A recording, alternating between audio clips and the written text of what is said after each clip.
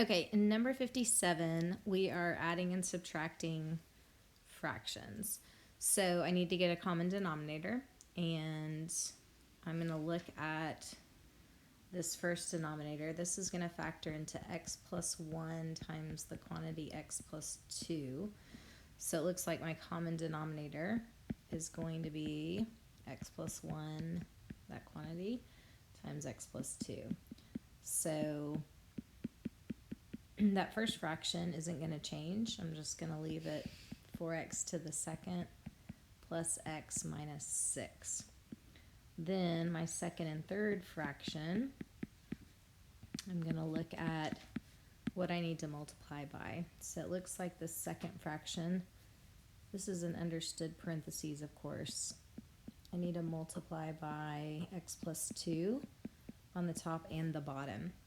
So right now I might just write that as a minus 3x times the quantity x plus 2.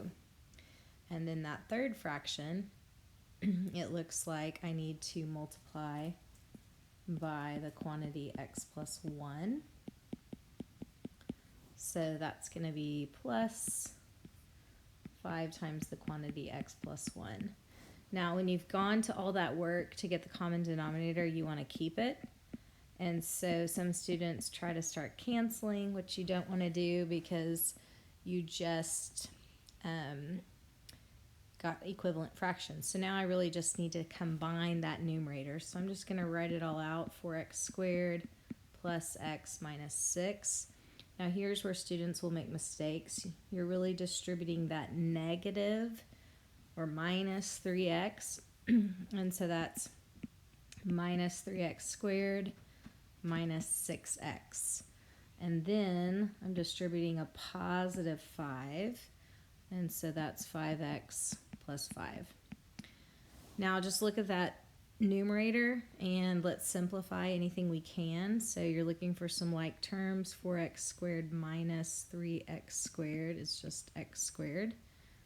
In terms of my x's, it looks like I have a positive x here, a positive 5x, but then I have a minus 6x. So it looks like those are going to go to 0x. And then I have a minus 6 plus 5, and so that's going to give me minus 1.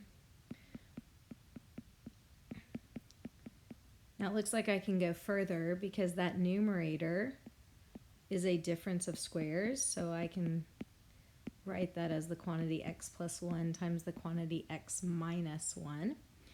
And now I can cancel further.